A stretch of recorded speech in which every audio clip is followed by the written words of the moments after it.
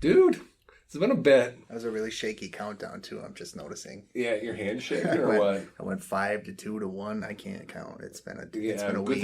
Good thing you're not in charge of NASA or anything. No, right? Yeah. And they let me work in a school. Yeah, you're taking care of children. Kids are stupid.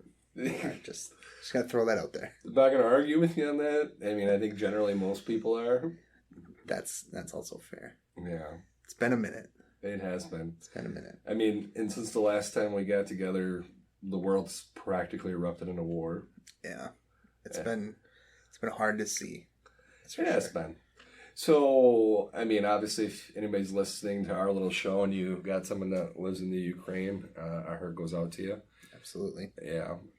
So we hope they stay safe. We do. It's we had the Super Bowl not that long ago. Your boy Eminem was there.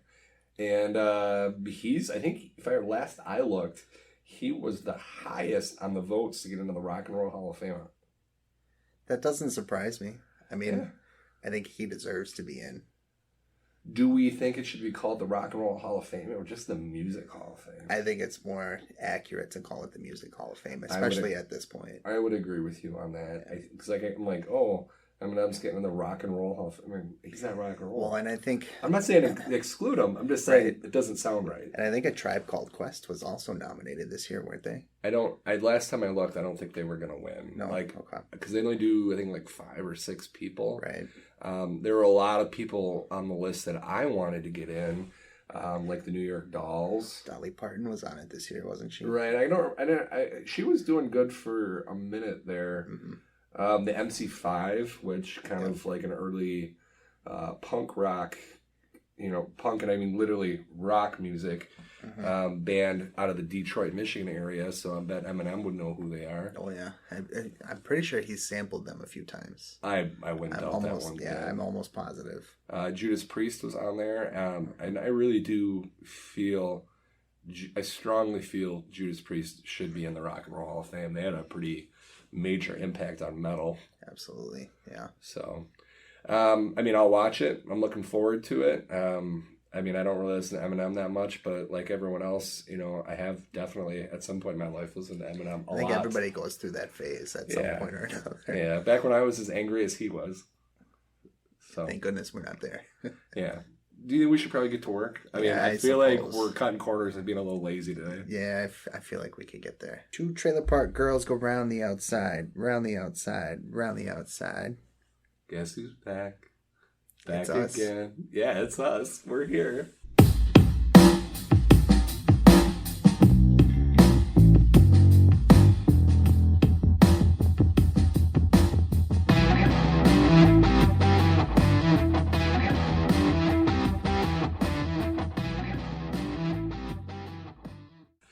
All right, what's up, everybody? Welcome to the All Ye podcast, where we talk about all things Kanye West.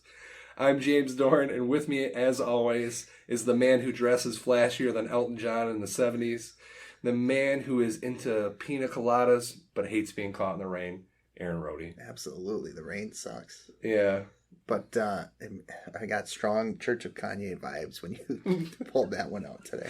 Well, it's a little hard to not talk about Kanye West when I load up our Facebook page to look at news to share with y'all, and literally it's nothing but Kanye West or Kim Kardashian or some of their feuds. I know that you like him a little bit. I'm not saying like you're a diehard fan. You've got a couple of his albums. I have 1.5 because the distributor screwed up half of mine. Yeah, which album was that? The College Dropout, which is actually my favorite Kanye West album. So that kind of sucks. So here's an important lesson.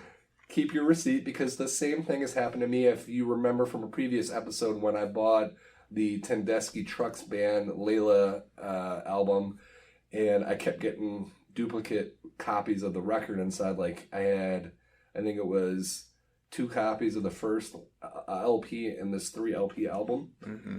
And go ahead. It happened when I bought you that Weekend album too. Yeah, so took that home, and you had 2 disc ones for Kissland. Yeah, and I was kind of upset about that. But I went back to the store like 2 weeks after I bought this Kanye album, and there was a pre-owned copy in the hip hop section that said it had an asterisk on it and said, "Oh, this only has 2 copies of the first LP on it." So I'm guessing it was a batch issue. Yeah, I think so. Which that happened to me. sucks. Right, and throwing things back out, I have been enjoying the weekend. I finally saw a copy of Starboy, and I'm like, I just can't pull the trigger on $30-some, and I'm just like, I like it a lot, but there was something else I needed to get that day. But anyway, what we were going to say was, keep your receipts until you got your records home, and you are sure that they're in the exact condition that you want them to be. So we're not telling you to throw the receipt out the second you get out the door like we had previously said. Yeah, we are retracting that officially today. We are retracting that. Especially because I just got back from the record store, and the album that I bought has a bent corner. I'm a little upset about it, but yeah, so how do you feel about that? Like, are you super picky on your outers, like your outer sleeve? I'm not super picky. If there is some wear on it, I'm okay with that because I think it shows a little bit of character. I prefer not to have bent and ripped corners, though. The corners I get picky about. Yeah, if I'm buying a brand new record, there's a couple things. Like, I understand that they're shipped in large boxes, so there's going to be a little bit of a corner, issue. Yeah. Now, if there's a crease anywhere in the cardboard near the corner, then I'm going to be a little unhappy. But then when we get in the inside, that vinyl better be immaculate if I'm buying it brand new. And that's kind of what I'm scared of. I'm hoping there are no scratches or, bubbling of the label or anything like that when I open it up. Yeah, because when I bought the record company Play It Loud, it was on like a clear milky white, similar to the Green Day that we had just bought. There were straight up gouges out of it. Yeah. And I think there was a copy that I ended up taking home even had, I don't know how to put it, like it looked like there was a visual imperfection with it, like a bubble almost. Is that the one where there was like a hair or something that was like cooked into? No, that was my vinyl. That was my music on vinyl. One of my Sly and the Family Stones that I got, which that plays fine. But no, this one had, I don't know, it looked like a dip in it, but musically I couldn't hear it, so I had to set the anal retentive me aside for a minute and just kind of get over it. Well, and sometimes when you buy these, there's only one copy at the store, too. Especially if it's limited colors, that really freaking sucks to have that happen. And then it was like, even one of them had the edge of it, like the very outer edge was chipped. And that happened to one of my record store day purchases last year, where it was Future's Evil, EVOL. One of the edges has a chip in it, and it drives me nuts to this day. Oh, yeah, you touch it. And I think a lot of this comes from, I think when they have them on the press, I think they're taking them off too soon. And that's why we get warping and we get visual imperfections and stuff. So hopefully some of these companies will kind of slow the F down. Yeah, especially with how much money we're dropping on this. So anyway, Kanye released, what was the album? Donda 2? Donda 2, yep. Sequel to his other popular album, but he did something different. What did he do, Aaron? So he released it not physically, not digitally, but only on his special stem player that costs $200. And reportedly, he says that he sold 10,000 of them, which would equate to about $2 million, which would be really just profit in his pocket. So for those of you who have not looked it up, I don't know about you, I would describe it as what looks like an AirPods. Like the little case, AirPods, and a kind of like soft rubbery coating to it. There is almost an intersection in the middle with lights going off in 4 different directions. And from what I can tell, this is almost like individual tracks. Like we got one for bass, we got one for drums, we got one for lyrics, and you can kind of fade them in and fade them out. And then there are volume buttons on the side. And what this allows you to do is almost mix the music yourself. Yeah. So to me, it kind of looks like what a Google Home Mini almost looks like. It's round. It's got the lights on it. I don't know anything about how it works. Like if it connects to a computer to play anything, or if there are separate play buttons or anything on the device itself. So there's volume buttons from what I could see. Okay. The lights you can slide on, like to raise and lower the volume of certain tracks. Okay. And then in the center of the lights, there's a home button that brings you back to like the base model of the song. There's a headphone jack. Okay. And then there's a USB-C port, which charges and also allows you to connect it to your computer. And I would assume Bluetooth capabilities, just with the way most headphones are now. I didn't see that, so that at this point, maybe we can look that up quick. You want to look it up while I talk a little bit more about what I've learned from it. I watched a longer video of it, and there are other things that you can do with it, where you can take songs from artists that are not Kanye, or Ye as he likes to be called these days, and upload them, and then you can mash up these songs, and you can kind of mix your own tracks. And then you can upload your creations online.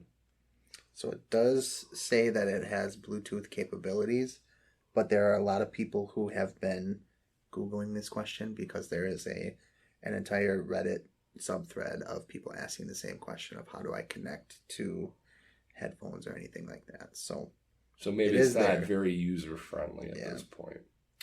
So my question to you is, are there any artists that you like enough that you would spend $200 to buy one of their albums? Just one of their albums? Just one of their albums? No. No, and I agree. I mean, as we've talked about many times, this isn't my genre of music that I like. If it came, and we've kind of had this discussion already in the past, but if it came with his entire library and the ability to kind of add songs from my like Spotify library or my iTunes library, then I'd be more okay with that. I don't see myself buying something like this for one single artist. Do you have any desire, because again, you like rap and hip hop, to buy something that allows you to mess with the audio of it, like to remix your own music? See, that part I do. But I have an app on my computer that I can go in and mix. It's basically a soundboard kind of thing where I can go in and mix different sounds and make my own beats and my own music. So if I'm going to do it, I'm going to do it that way. That's just how I prefer to do it. I wouldn't do it on something like the stem player. Right. I mean, you got stuff like GarageBand, any number of apps on your iPhone or Android phone, software you can buy on your computer that allows you to make your own music. I just don't know that I would want to say, because I like the Black Keys, Butch Walker, there's a lot of classic rock people. I never felt the desire to mess with their songs. Al Green, like soul music. So for me, that part of it is completely lost on me. And I understand, when I do it, I prefer to mix different sounds. I don't like to take an existing song and kind of tinker with that. To alter because what someone made. I think that's somebody's art, and most people probably don't look at it like that, but that's their art, and that's the way it was intended to be listened to when they made it and recorded it. So I don't like to mess with that kind of stuff either. Yeah, I've never really been a fan of remixes. I kind of feel like if you like an artist and you throw out, or they throw out what they make, like to a point, I want to respect that and be like, I like it the way it is. So what if, say, the Black Keys came out with a remix album and they took, let's say, Thick Freakness, and they, put a different spin on it? Is that something you'd be interested in, or are you just not a fan of other people remixing that artist? Well, I can tell you this right straight out. Like, I love the Black Keys, so let's put that precedence there. That's one of my favorite bands. If someone else was like, I'm going to take the Black Keys, I'm going to remix one of their classic albums and say add like a hip-hop flair to it, no. Okay. I probably wouldn't like that. I probably wouldn't be down with that.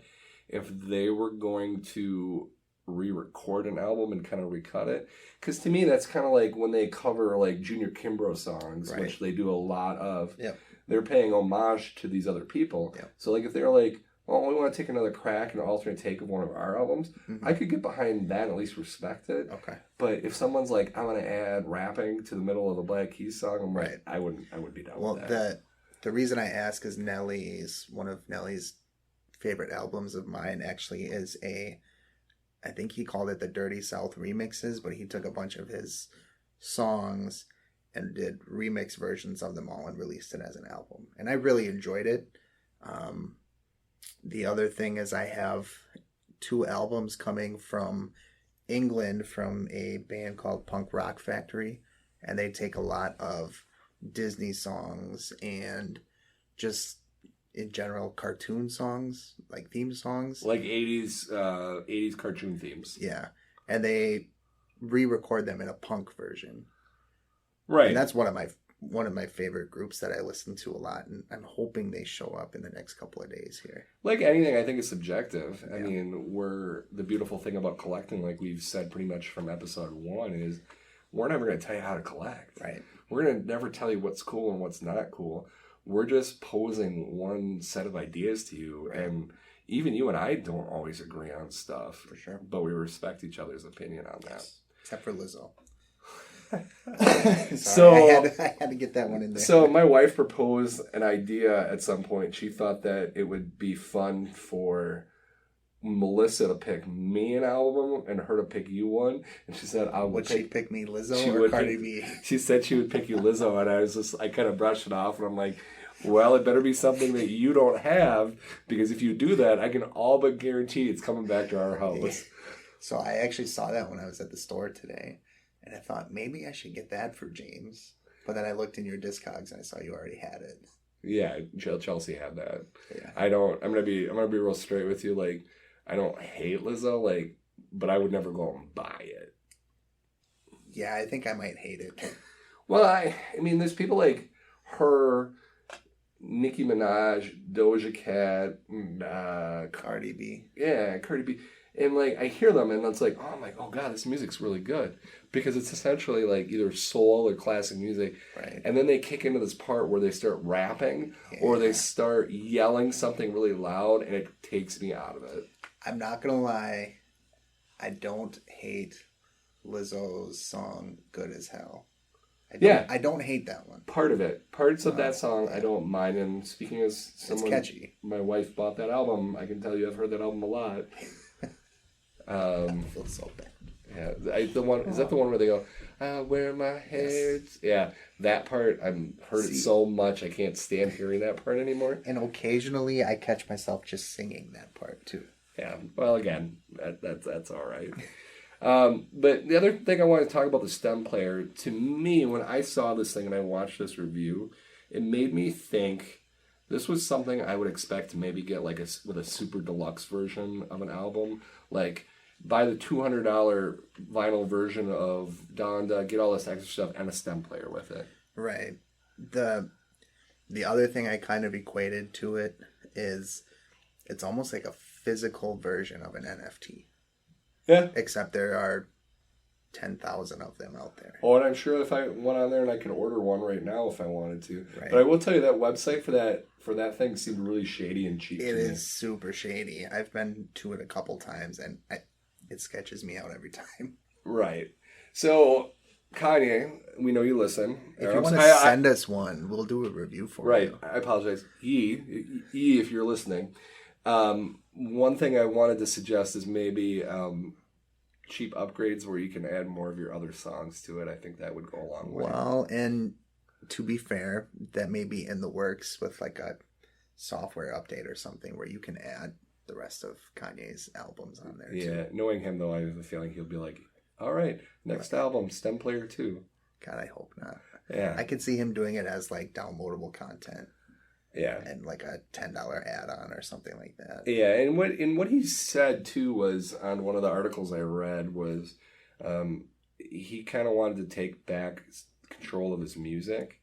A lot of the money in these albums don't make it to the artist. Right. The number that he quoted was artists make about 12% of the album's profits, which I could see why that would be frustrating. Here's my only rebuttal to that.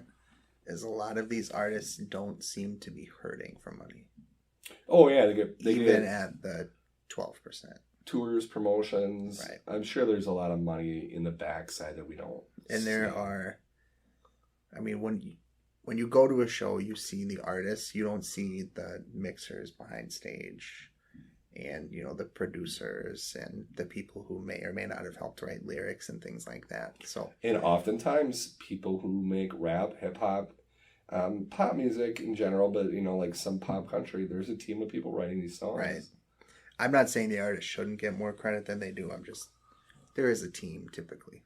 Yeah, there's some people that need to get their pay. Yeah.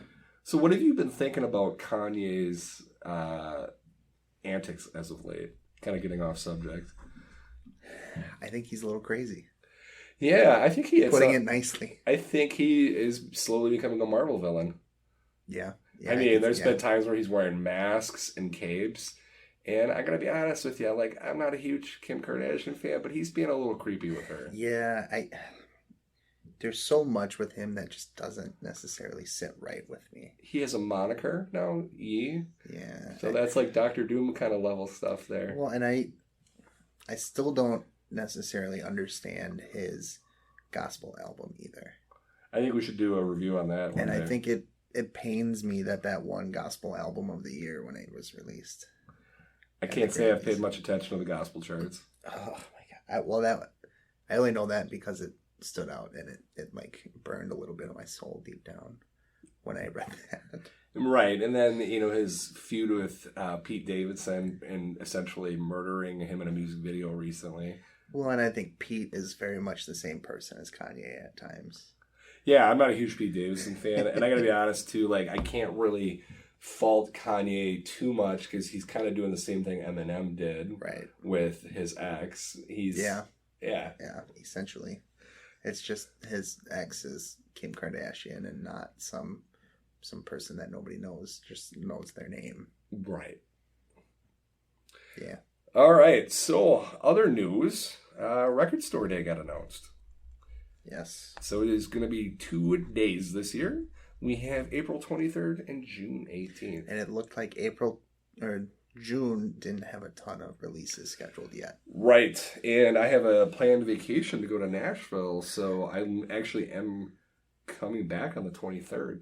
So I will not be at Record Day Day with Aaron. So that's kind of a bummer. So I am flying solo. Flying solo. Maybe now you don't have to get up at 3 a.m. I want to know how long it would, or how early we would have to get there to be first in line. I feel like it's probably midnight. Yeah, I'm not getting there at midnight. I'm sorry. If we do, we're going to tent and we're going to nap while we're in there. Yeah, there's no way. I love records, but I also love to sleep. I did get clearance this year. So typically it's cold here for our Black Friday one. We're going to have a propane heater this year. Nice. So this year, next coming year, and I shouldn't have to work it this year like I did last year. We won't be cold. Yes, I could probably get us a shack too, like a shed. I don't know if we need to go that far. Well, we'll see how mobile it is, right? And we'll see how cold it's forecasted. We'll bring my wife along, and then she'll come later, and she can pack it all up for us while we're shopping. That would be wonderful, actually. It's a great idea. All right, so I checked out some of the titles online, and of course, as always, the Record Store Day, the quantities and day that are being released are subject to change. Mm-hmm. So I will probably be trying to figure out a spot to go get some records in Nashville. So if you are someone who listens from Nashville and you want to give me the lowdown on where to pick Record Store Day titles in Nashville, and like what time I should get there, and if they're going to just be a straight first come first serve, or if they're going to do like raffles, because I've heard stories of people doing raffles for spots in some places. Mm-hmm. Hit us up on our Facebook page. I'd love to hear from you. So going over some of the first titles, one of the first artists I saw was Belle Biv DeVoe's album Poison, which is going to be about 2,000 copies of that release. Yeah, that one might be tricky to get. Yeah, but the good news is it's an RSD first. Okay. So that means we'll probably end up being able to get that at a later date. Mm-hmm. Maybe it'll be a limited thing. Any interest in that, Aaron? Potentially. Yeah. I don't know if that'd be one that I'd fight anybody over. Another one for me is Sarah Bareilles' Little Voice. I used to have this one on CD back in the day. I thought that one might catch your eye. 2,850 copies. Downside with this, this is an RSD exclusive. So if we miss this one, might be playing the scalper prices online. Yep, which hurts. Right, the Black Puma 7-inch box set. I love the Pumas. That's going to be about 4,500 copies. With this effectively being what, maybe the third time you can buy some of this content, I don't think I'm going to be fighting anybody for this. I was going to say, I don't know if I would either. Yeah, and this might not be one that I get for sure, depending on how the rest of what I find goes, but it's on my radar. I am a huge Doctor Who fan, so they have a Doctor Who story featuring the 10th Doctor called Dead Air that is going to be 2,000 copies on a special green color, and that is an RSD exclusive, so that is another one that I might have to fist fight people for. That one, because it's got my favorite Doctor, I will probably buy that online for an insane price if I don't get it, because I'm that big of a guy. The Everly Brothers Hey Baby Doll. Kind of an old-timey group if you're not familiar with them. Two brothers playing the acoustic guitar. That's going to be 4,500 copies. That is an RSD exclusive. Usually at the 4,500 mark, I don't have too hard of a time getting that. Yeah. Jackson 5's ABC, just a classic album. That's going to be 6,500 copies. That should be another one that's not too hard to get.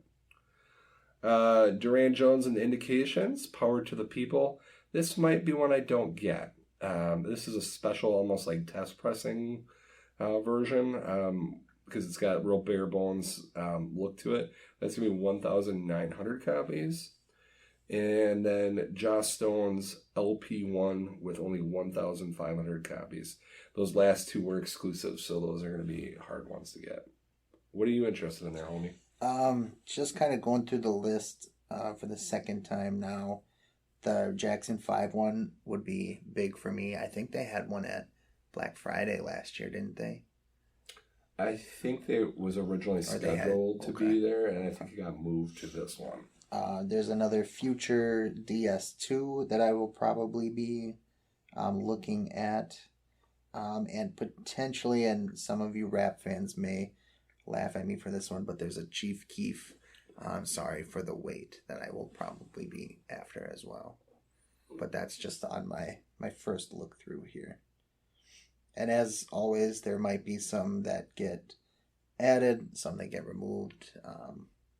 At the second RSD last year, I did not expect to come away with as many as I did, but after some more research and looking into things, I came out with just as many, if not more, from the last time. So, yeah, there are times when you get in there and you see stuff that you're like, I didn't see this on the list. Yeah.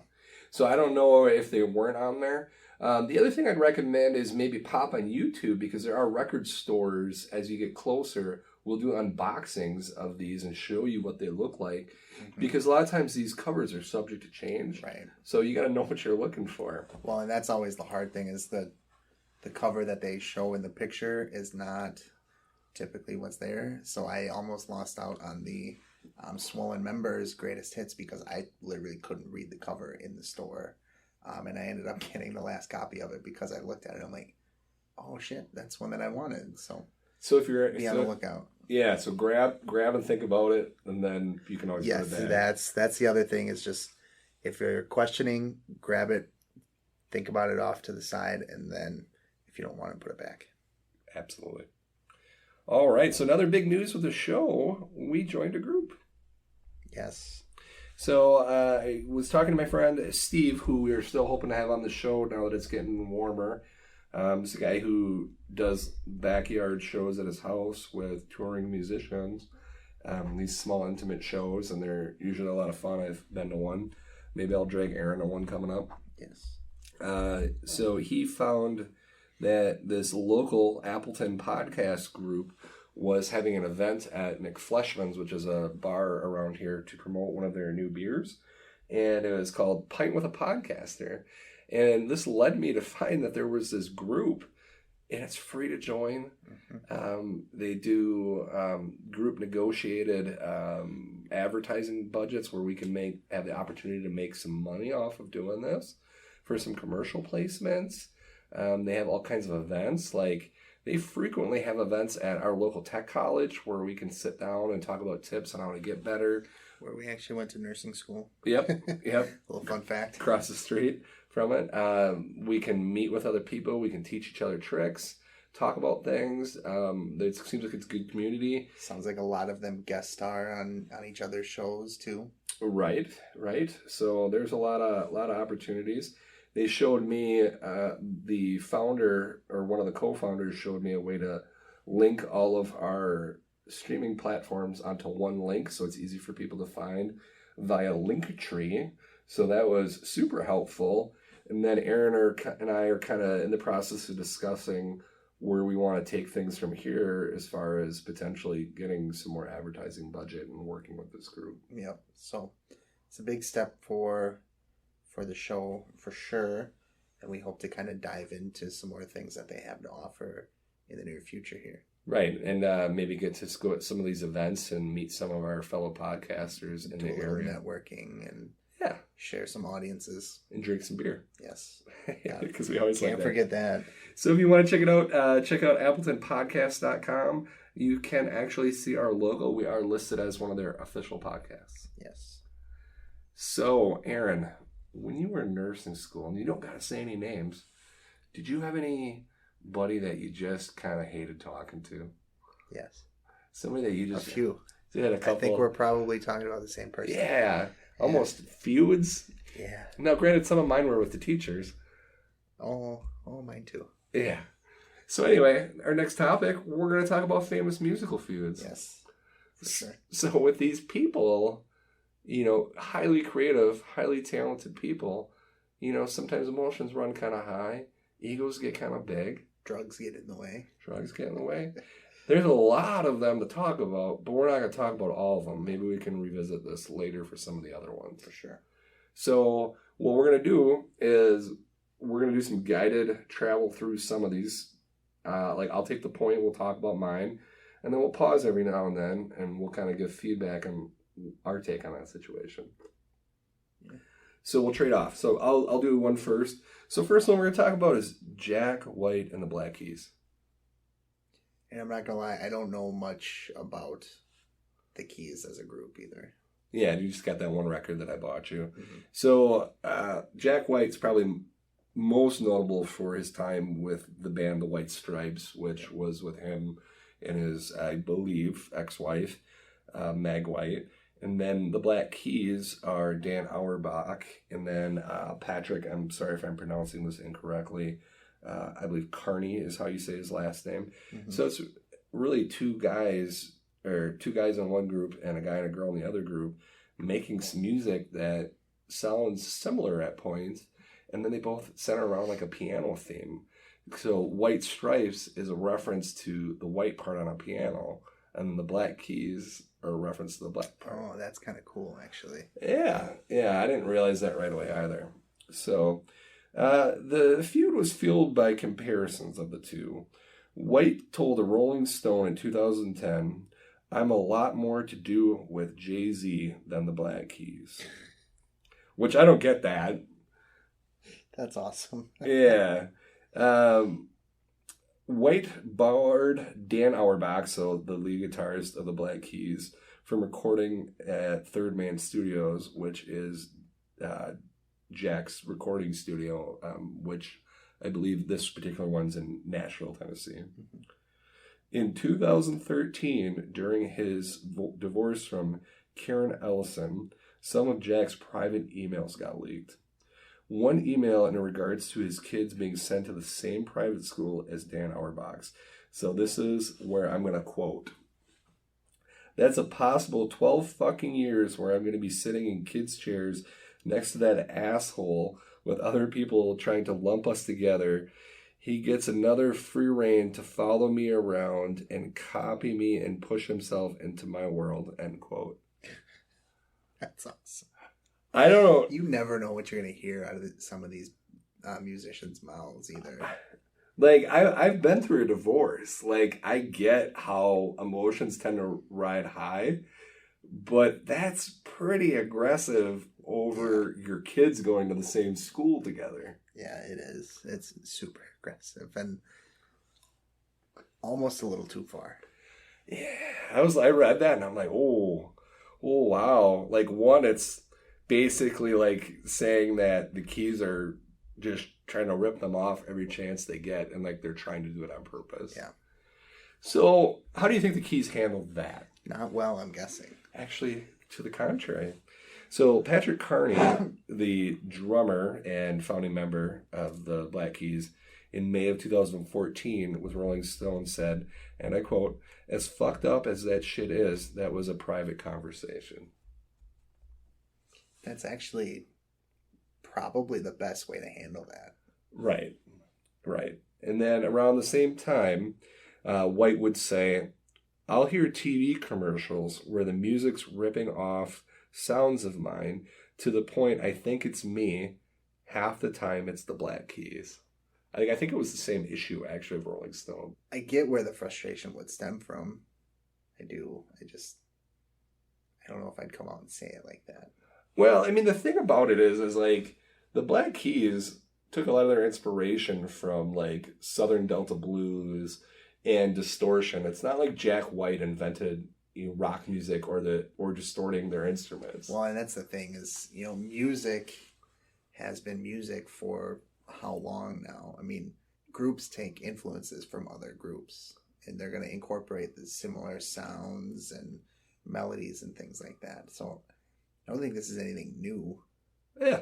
I mean, it's not, I don't know. Anyway, moving on. Shortly after that, Jack White would issue a apology on his site saying that he wishes the Black Keys all the success that they can get. In a sarcastic way? Or No. I mean, it was supposed to be genuine. So I don't know if at this point Logic was setting in, or like his divorce. Getting older and wiser and like, this is stupid kind of thing. Right. So this was probably like still 2014, 2015.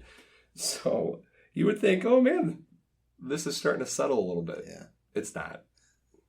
So after a 2015 Manhattan bar encounter, Patrick Carney alleged that Jack White tried to fight him. Yeah, that never ends well. Yeah. So they exchanged insults on Twitter. Later, they would both delete their posts and said that they talked on the phone, and then they both posted positive messages towards each other. Like, I think, I don't have it in front of me anymore, but Jack said, as one musician to another, Patrick, I respect you. I don't remember what Patrick said. I think in today's day and age, that's probably how most of these feuds kind of end. Yeah, and I don't want to downplay, like, from what I was reading, Patrick was engaging in this argument just as well and being very derogatory towards Jack. So, anyway, since then, the beef seems to have been squashed. Which is how it should be. Hopefully we don't get a feud like that someday. God, I hope not. Rival podcast talking about how awful the other one is. Hey, if somebody wants a Twitter war, I'm still itching for one. Yeah, well, our unofficial rivals don't seem to be posting as much. Which is alright. We drove them out. I'm fine to start that rumor. Whatever. All right, who do you got for your feud? So my big one is NWA and Ice Cube. And I don't have a lot of the details because this is kind of before social media, so a lot of it was he said, she said kind of stuff. Essentially, and Ice Cube wasn't the only one to get fed up, but Ice Cube was writing the majority of the lyrics for their songs on their first couple albums. Was he officially in the group? He was, yep. Okay. And Eazy-E got labeled kind of as the founder, and he started Ruthless Records, which is what they all their albums released on, and he founded it with Jerry Heller, who was also the group's manager. And the group kind of thought, it was unfair that Eazy-E and Jerry Heller were taking the majority of the money, and nobody else was getting their fair share of the cut. So Ice Cube was the first one to split, and then in subsequent albums, NWA would throw a shot at Ice Cube. Ice Cube would throw one back. So they were these obvious shots, like where they were like straight up saying something about Ice Cube? There was none as obvious as Ice Cube's song "No Vaseline," and I don't know if you've heard any of that one, but this is like, to me, it doesn't get more of a diss song than this one. And in a recent interview, Ice Cube was basically quoted as saying, after a while, I just kind of said, screw it, and said, if we're going to do this, we're going to do this. And he called recording and releasing No Vaseline was him, quote, setting it all the way off and ending it. So that was kind of the final shot. NWA, I believe, retorted, but it was nowhere near as good. And a lot of people credit Ice Cube leaving the group as kind of what set the group spiraling. And then shortly after, Dr. Dre released The Chronic, and he was also the producer on Snoop Dogg's first album, Doggy Style. And that just kind of caused the split in general. So one thing set them off, and a few years later, the group was no more. Do we know, are they on good terms these days? They are now, yeah. So, we saw Dre and Ice Cube in a room together, we wouldn't be worried they were going to fight? No, not at this point. I think, honestly, and it sucks, but I think what kind of brought them all together was Eazy-E getting sick and dying. I think that was kind of what brought them all together and said, oh, this is stupid, what are we doing? Let's just make our own music and kind of call it a day. I can respect that. I mean, that's an amicable end to everything. Right. Yeah. All right. So what do you know about the Beach Boys? Not a whole lot. Yeah. Just that they like Kokomo. Yeah, that's my least favorite Beach Boys song. Really? Yeah, I hate that song. Well, I could see it. You don't like a lot of the poppy stuff. Yeah, I'm kind of a hipster in that way. So, founding members of the Beach Boys, there were two big ones. There were Brian Wilson and Mike Love. Mm-hmm. These guys really kind of represented polar ends of the group's vision. Mm-hmm. They were cousins, and by the mid-'60s, Wilson had been kind of captaining most of the ship at this point, kind of directing everything. Wilson wanted to shift focus beyond their carefree, kind of fun in the sun, kind of surfer kind of vibe, which, I think you probably saw it with Good Vibrations and stuff like that. Love felt that the focus was too pretentious, and they kind of feared that they were going to alienate the fans long term. Said tensions were most notable in their Pet Sounds session.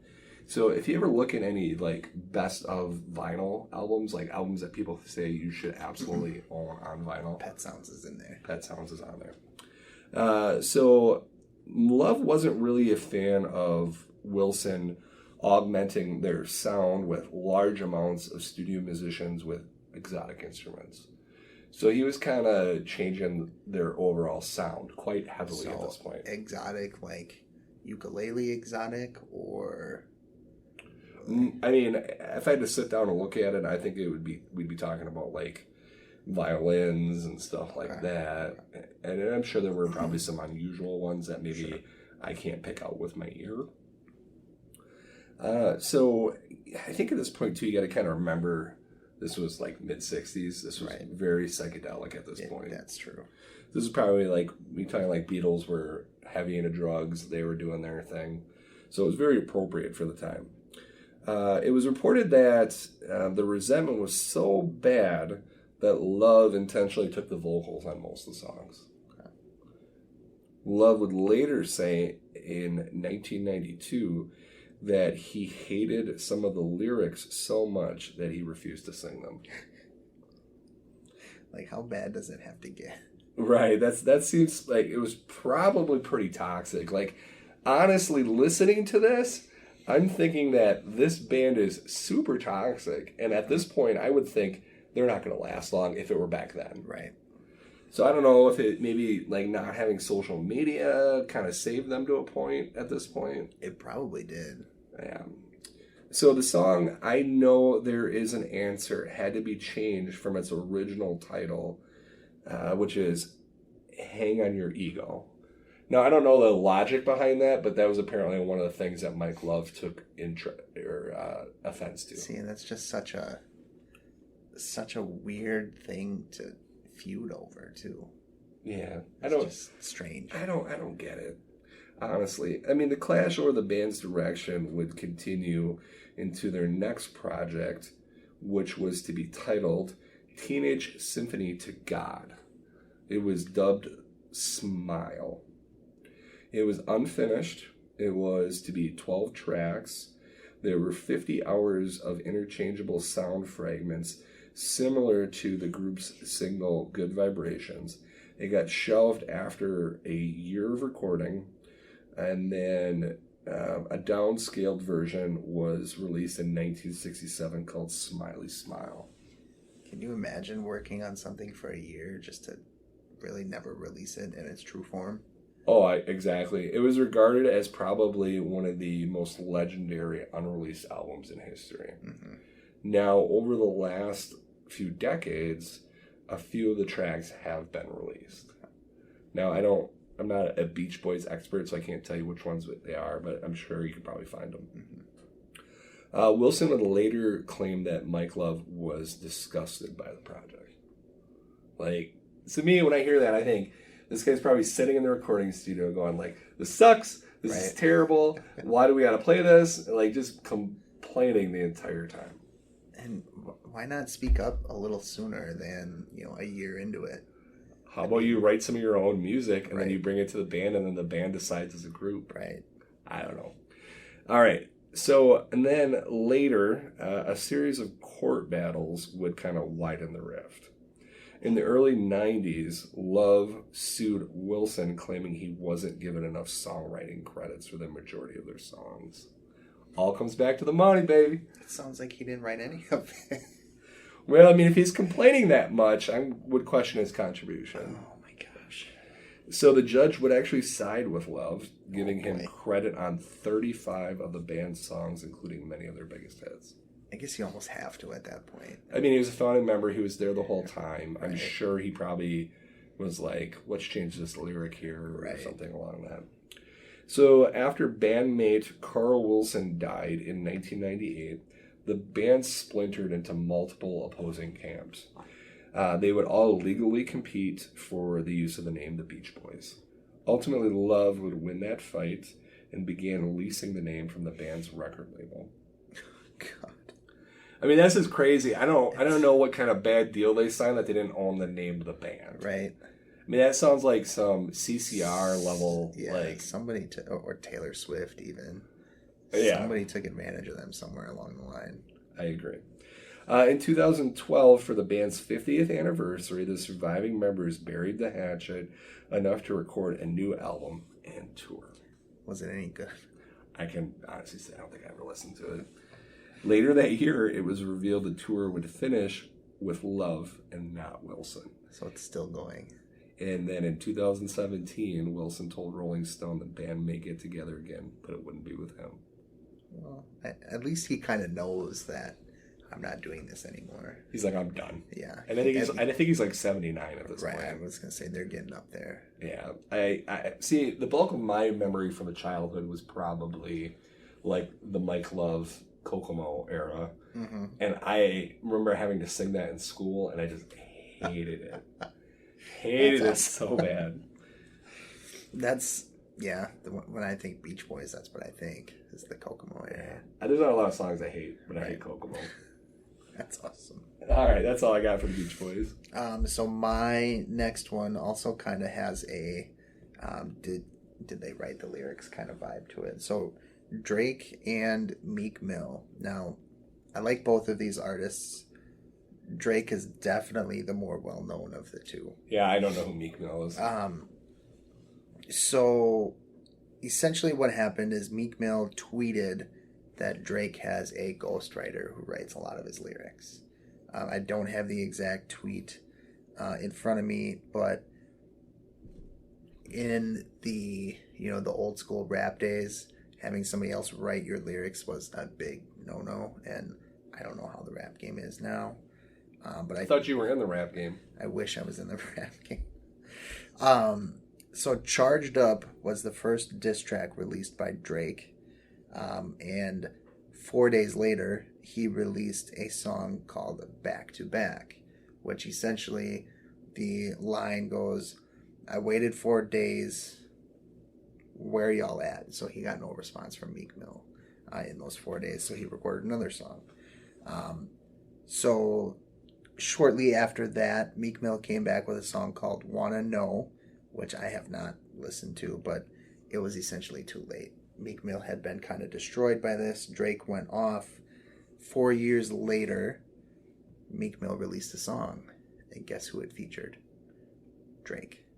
So they must have made up. So they made up. I don't know exactly how they made up. But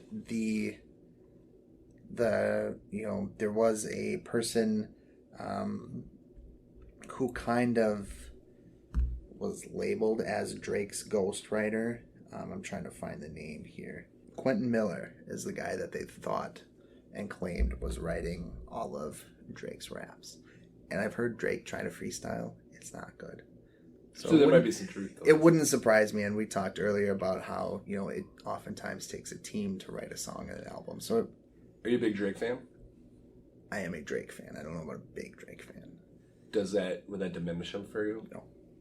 I mean, bottom line, because pop music is oftentimes written by somebody else anyway. Right. I mean, honestly, like, if you look at, Frank Sinatra didn't write music. Right. He was the guy who sang the music. He was the pretty guy who sang the songs. Right. Yeah. And I love Frank Sinatra. Yeah. So to me, that wouldn't be a big deal. No, not at all. All right. So do you want to do your review first? Do you want me to do my review first? So it was your birthday since the last episode, so I have an extra record for you. I can go first. Okay. So you got me Cam Cole, I See, the last time. I knew nothing about this album, but you had said that you had to order it off of his website, which I think is super cool. British musician. After doing a little review on who he is, for those of you who have Apple TV, he is featured in the show Ted Lasso, which is kind of awesome. And he is essentially a one-man band from what I kind of got out of this. Right away when you start this record, you get punched in the face with the heavy guitar and the bass drum. And overall, it sounds metal-ish. It reminds me of the way Thick Freakness sounds. It's just not quite as dirty as Thick Freakness is. Which I wonder some of that's because I think he plays a lot of acoustic. Yeah. So I don't know if he's distorting an acoustic guitar. Or messing with the levels of it somehow. I don't know. But because I feel like when you watch the music video, he's always playing an acoustic. Right. And you can tell which parts of the songs are acoustic and which aren't too. Yeah. It almost feels like a metal album just with the way the drum is played. You get a lot of blues influence in it as well. I'm glad you picked up on that because that was one of the big things I liked about it was the blues vibe. Oh yeah, it's heavy, especially through the first few songs. And it's kind of one of those that just gets you pumped up and it makes you want to run right through a brick wall. I put some of his tracks from that album on my workout list. Yep. It's definitely one that'll get you going. One thing that is some of the interesting thing to me is that the quote-unquote heavy guitar sound is done acoustically, like James said. There's a great blend of different types of guitar used in the album, though. So you get the acoustic feel with the electric feel. He mixes it very well. My only complaint about this album is that sometimes the heaviness of the music can drown out the vocals. And they're not... But the vocals are not necessarily meant to be the focus here, I don't think. I would agree with that. Yeah. The exception to this is the song Tattoo Rings and Myself. These are acoustic ballads with lots of feeling and emotion in it. The drum is left out here and it works very well. The song Away gets back to the style of the beginning. The heavy bass drum is back and you get more of the acoustic strumming. The song You Know has the coolest intro to me. It literally stopped me in my tracks and had me wanting to move the needle back and listen to that song again. It's got the most memorable and kick-ass riff on the album as well. The last song is almost kind of an acoustic version to the first song. To me, it sounded very similar, just a little lighter. And a perfect way to end it, kind of circled back to the beginning perfectly. So getting down to it, this album is very good. I'll admit, when I first started listening to it, I wasn't completely sure how much I was going to like it. But I do like the heavy guitar and the heavy music sound in general. I was on a big country kick at the time that you gave me this album, so it was kind of a bit of a shock to me. Once I got a little into the first song, I felt like I was jumping into an action movie, and that kind of had me hooked. So this is definitely one I wouldn't have bought on my own, but I will be keeping it, and it will get plenty more playtime. Nice. I'm glad that you like that. Yes. So, as I said a few minutes ago, it was your birthday. Yes. So in this case, I got you 2 albums because I told you I was going to get you something for your birthday. I'm going to let you pick which one of these 2 that you review. Okay. But you get to keep both, and you get to keep them both right away. Sure. So what did you tell me you wanted? I said I've been listening to a lot of punk lately and a lot of hardcore rap. So those were my 2 that I've been feeling. So you said to me... I also said System of a Down not too long ago. Oh, I forgot about that. So you did say to me when I said, I bought you rap.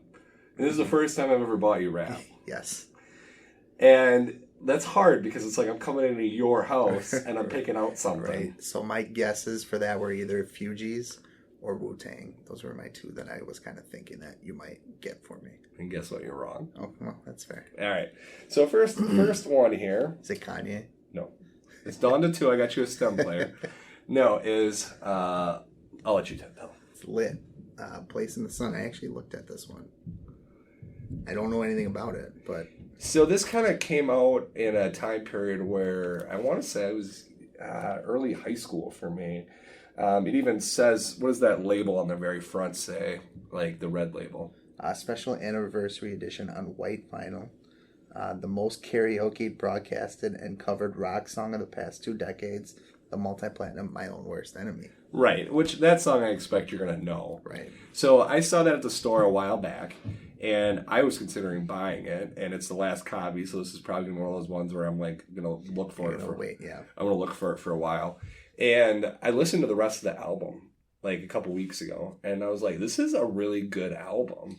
And so on the front cover, it's got a blonde woman laying on her stomach on an inflatable raft in, I'm going to say a pool, but it could be the ocean. Who knows? On the back, it's got who I'm assuming are the band members. Correct. They're all just kind of hanging out. There's an old Winnebago with the door open. What looks like it could be an El Camino with the door open. You know, there's a putting mat out, and dude's got a golf club for some reason. Yeah. Just kind of hanging out. I love the red and yellow coloring of it too. I think it's sharp looking. It's very summer feeling. And that whole album's upbeat. It's punky to a point. 1999. So then the year before I graduated from high school. I was 5. Right. So I think that will probably scratch that itch a little bit. All right. And then your second one. Public Enemy, Apocalypse 91. This is a good one because I never would have guessed this. And this isn't one that I would have bought for myself either. Yeah. So, yeah. Flava Flav. Got Flava Flav right on the front. And I really like the color of if you see the vinyl on the front, it's the green. Yeah. Yeah. And I listened to it on the way over here and before I went to the store to buy it. And I thought it was really interesting. And it had an old school flair to it. I think this is one of their more renowned albums too. And it was also a little aggressive at times, right. I felt. And it did. Little in your face. Right. Which I thought, I'm like, screw it. I'm going to get Aaron both of these things that he wanted. So I will review A Place in the Sun because I think that is a little different for me, but I'm curious to see what it is. Totally up to your call. So it's like whatever you want. It really doesn't matter to me. Okay. It's what you want. Sure. So hopefully you like that. Happy birthday. Thank you. So you get to repay the favor coming up in May. Yes. So, all right. So for me, Aaron got me Florida Georgia Line, Anything Goes. This is the second studio album by the American country duo, originally released in October 14th of 2014. At the time of the release, the critics gave it mixed reviews, claiming the duo were playing to too wide of an audience as possible. And I took that opinion as saying that it kind of had a fag direction. Yeah. The album commercially debuted at number 1 in the Billboard 200, and in the first few weeks it sold just shy of 200,000 copies. certified gold by the RIAA on December 1st of 2014, and certified platinum on March 29th of 2016. So by all intents and purposes, I call this album a successful album. Yeah. So it's one of my favorite from them too. Do you have this album? I do. Okay. Because I think you said you had a guy. Actually, I lied. I have an acoustic version of this album. Is it this album, or is it a different, some of the songs from It's mostly this album, but it's kind of an acoustic collection.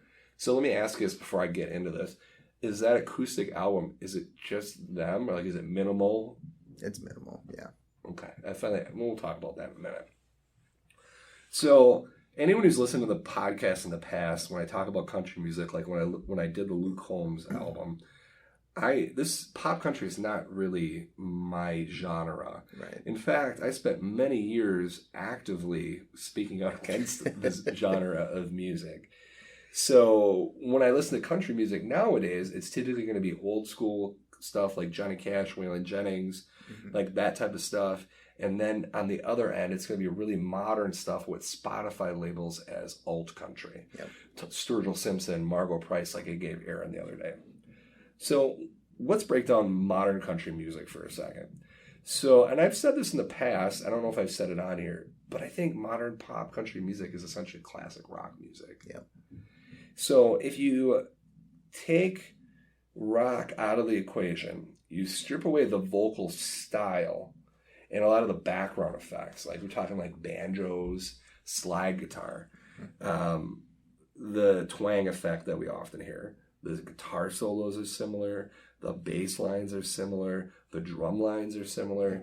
Like there's a lot of overlap. Yeah. And there's a lot of people who love classic rock music. So that kind of speaks to why maybe this genre of country it's kind of stuck around a little bit. Exactly. And effectively, let's call it what it is. Classic rock's dead. Yeah. Which is unfortunate. It is unfortunate. So I think when I talk about pop country music, what typically turns me off is usually the vocal style. It honestly, a lot of times sounds very repetitive to me. And I think these guys kind of have a unique vocal style. They stick out a little bit from the typical country artist to me. I will agree with that. But I'll get into that in a second. So how does this stack up to my opinion? So I'll kind of go through some of these songs, and some of the ones that like jumped out to me, and then we'll get back into my broad thoughts. I'm not going to break these tracks down every single one. So Anything Goes, when that like popped on, this is track number 1. This is really exactly what I was expecting to hear. Content-wise, it was similar to what I heard from Luke Combs. It was about cutting loose on Fridays, drinking beer, hanging out with your friends, and I did laugh a little bit when they were talking about skinny dipping. Yeah. I don't remember the exact verse of the line, but it was talking about how Victoria's Secret isn't a secret anymore. Yeah. That absolutely made me laugh a little bit there. Next track that jumped out at me a little bit was Sundays. So we kind of see a little bit of a tone change at the beginning. And then it's a little bit less of the formula. Honestly, the song kind of reminds me a little bit of Bruno Mars's Lazy Song. I can see that with the formatting of it. Right. He talks about lazy Sundays, drinking. Let me ask you this, and this was a reoccurring theme through the album. He's talking about getting high. Yeah, absolutely. Do these guys smoke weed? I'm assuming so. Because, and I probably mention it later in the review, but they talk about getting high multiple times on multiple tracks. Yeah. Which is a little unusual for country. Right. So are these guys kind of like the bad boys, a little bit of pop country? They were, I think so. Yeah, I think they were when they first started right around this time. Because the bulk of my experience was like straight-laced, like God, country, apple pie type of thing with a lot of these pop country musicians. Yeah, these guys are not quite that. So I respected that a little bit. I mean, breaking from the norm a little bit. Sundays is probably my favorite song on the album, just because it's fun. Honestly, I didn't put much thought into that, but yeah, I would agree. That's probably the standout song. Yeah. The next song that really kind of hit me was Dirt. This is track number 4. In my mind, this is a country power ballad. Yeah, and I think that's what they kind of set out to do with that one. Right. It's got a little slow and sexy guitar at times, which I definitely liked. I assumed he was talking about how a certain girl makes him want to settle down. That's what I got out of it, because he's talking about buying a house and so on. Honestly, the music at times kind of overshadowed the vocal style, which for the rest of this album, I didn't see that very often. Which, as we talked about earlier, usually my fault is with the vocals in country. So when we got off subject a little bit there, I liked that. Yeah. It was nice. We got to B-side and we got Smile. This was had a little bit of a dark, dirty banjo at the beginning, which was really actually kind of interesting. In the first opening little bit of the song, it actually sounded really stripped down and clean, which is what brought me to ask you what I asked you a few minutes ago. And I was like, I think this is interesting. Like, I want to know what these guys would sound like if it was just the two of them sitting somewhere. I'll have to let you borrow the acoustic one sometime. Yeah, I'd be interested in hearing that. But then, unfortunately, we kind of get to a point where it all kicks back in and I'm sonically bombarded. Yep. And I'm transported right back to kind of the formula that these guys seem like they're known for. Mm-hmm. But realizing this is probably why I like what's called alt country, because I don't get that sonic bombardment at times with these other artists. Yep. So it's something about when it's like stripped down like that, it just seems more genuine to me. Mm-hmm. So when track 7, Smoke, hit me, I really got excited about the piano, and there was a woman at the beginning kind of warming up vocally. She wasn't saying anything, but she was kind of almost doing vocal exercises. Mm-hmm. And I was like, what's this? But then, of course, it kind of disappeared on me. Yeah, it went away on me. But I was pretty excited. Big missed opportunity here with this, too, is that piano at the very beginning drifts off and it's kind of washed out in the background. And then, kind of what we were talking about earlier, we're talking about getting high again. Yeah. And I was like, that's interesting. It's really interesting. Track number 10, again, we found another big drastic change in tone with the song Confession. It was super moody. The banjo was actually more subdued to the point where it wasn't a focus. I thought this song showed more of a range what these guys could do musically. Vocally and lyrically, the content was still kind of really on par with what we've seen before. And then we got track number 12, Every Night. This is a upbeat banjo-heavy track. We saw some more of the carefree attitude that the album really makes a big focus. There was a really notable guitar solo partway through, and this was strong classic rock vibes, which I like that. Girl on the Radio. This was another fun upbeat track about a time, at least this is what I got out of it. It sounded like he was talking about a significant other, and it seemed like he was kind of putting him on a pedestal. Yeah. And I think we've all been in relationships like that in the past, where we're with someone and we're just so excited to be with them that they could do no wrong. Mm-hmm. And it was fun to hear that. Last track, That's What's Up. So this kind of came across to me as a pride song, and I don't mean like necessarily gay pride. It was like, this is about being happy with who you are, proud of your town, proud of who you are, proud of where you're at in life. And this was a really refreshing tone compared to much of modern music. Yeah. Because modern music these days is so negative. Quite the opposite, yeah. It's super negative. So, in conclusion, would I have bought this for myself? No. I'm not going to go on and talk about my feelings on country, because you guys have all heard that many, many times. Bottom line, Florida-Georgia Line, they have a formula. Maybe it's different because I know they've been around for a while with their later career, but they have a routine. They know what they do, and they do it well. Recently, their later stuff has, I don't know if you're familiar with Kenny Chesney at all and how he kind of tried to go Jimmy Buffett almost toward the end of his stuff. I am not. I know who he is, but I'm not familiar with that change in his career. They kind of did the same thing where they went toward the more like tropical kind of sounding stuff, and it's different. And now they split up, so we won't see. Oh, they split up. They're taking a break. They're on hiatus. Yes, they are. I don't think there's anything wrong. I don't think there's anything wrong with that. No, they've both said in the past that they kind of wanted to branch out and kind of do their own thing for a little bit. So I think they'll try that and maybe come back to this later too. Are they brothers? No, they actually met. They met at college. I don't know which one, but they met at school somewhere. I mean, it'd be better that they take a break than have a huge fight and say horrible things to each other, which a lot of people do. So I'm not a person who ever sits down and usually will say to you that music sucks. I think that there's a situation for nearly every album that you're going to find, and there's right circumstances for it. Now, is this going to be something I'm going to listen to a ton? Probably not.